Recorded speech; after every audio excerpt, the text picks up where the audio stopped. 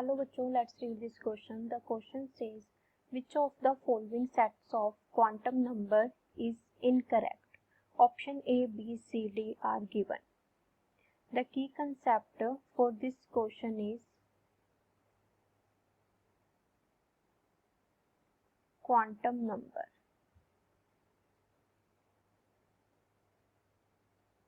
We have four types of quantum number. Principal quantum number, which is represented by n. Second one is azimuthal quantum number, which is represented by L. Third is magnetic quantum number, represented by M. And fourth is spin quantum number, represented by S. हमने find करना है कि कौन सा set possible नहीं है. सबसे पहले बात करते हैं ऑप्शन ए की. इसमें गिवन है n की वैल्यू 3, l की वैल्यू 2, m की वैल्यू 0, s की वैल्यू -12. तो ऑप्शन ए में n की वैल्यू 3 है, l की वैल्यू 2 है, m की वैल्यू 0 है एंड s की वैल्यू हमारे पास क्या गिवन है, -12. अब n की वैल्यू 3 के लिए l की जो पॉसिबल वैल्यूज होती हैं वो होती हैं n-1 तक. तो n-1 करें तो 3 - 1 कितना आ गया, 2. तो l की वैल्यू आ गई हमारी 2. अब m की वैल्यू होती है -L2 लेके +L तक, तो -2 से लेके +2 तक एंड s की पॉसिबल वैल्यू होती है +12 और -12. अब चेक करते हैं ये पॉसिबल है कि नहीं. n की वैल्यू 3, ये तो होगा ही पॉसिबल. इसके लिए l की वैल्यू 2 एग्जिस्ट करती है, बिल्कुल करती है. m की वैल्यू 0 करती है. अब -2 से लेके +2 तक 0 भी आता है, -1 0 +1 +2, तो ये एग्जिस्ट कर रही है. s की वैल्यू -12, ये भी एग्जिस्ट कर रही है. तो इसका मतलब ये हमारा सेट पॉसिबल है, ये सेट करेक्ट है. नेक्स्ट चेक करते हैं ऑप्शन बी. n की वैल्यू 3, l की वैल्यू 2, m की वैल्यू 2, तो ये सेम ही है, बस m की वैल्यू चेंज है. n की वैल्यू 3, l की वैल्यू 2, m की वैल्यू 2, s की वैल्यू -12. तो इसमें इसी से देख लेते हैं. n की वैल्यू 3 है हमारे पास, पॉसिबल है. l की वैल्यू इसके लिए 2 पॉसिबल है. m की वैल्यू 2 इसमें आ रही है, +2 आ रही है. s की वैल्यू -12 पॉसिबल है.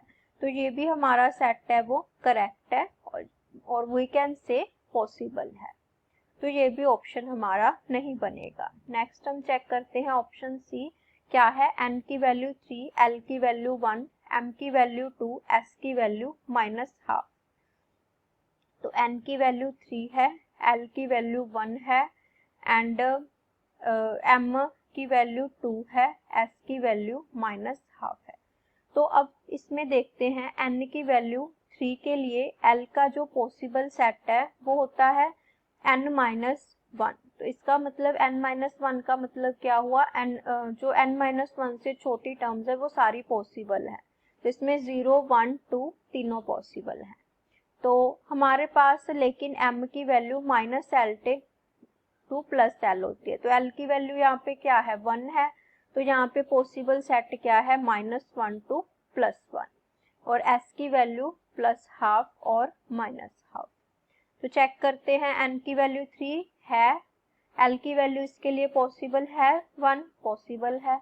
m की वैल्यू 2, अब l की वैल्यू 1 है तो -1 0 और +1 होगी m की वैल्यू, लेकिन यहाँ पे 2 गिवन है. तो इसका मतलब ये सेट हमारा पॉसिबल नहीं है.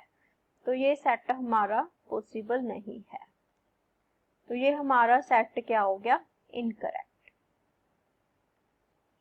तो कौन सा ऑप्शन आ गया हमारा, ऑप्शन सी. एक बार डी चेक कर लेते हैं. n की वैल्यू 3 बिल्कुल पॉसिबल है, इसके लिए l की वैल्यू 0 पॉसिबल है, अभी हमने देखा. और m की वैल्यू क्या होगी, फिर 0 ही होगी. क्यों, क्योंकि -L2 +L होता है. s की वैल्यू +12, ये भी पॉसिबल है. तो डी भी करेक्ट पॉसिबल है set. So only option left is a C option. So option C is the correct answer. Hope you understand. Best of luck.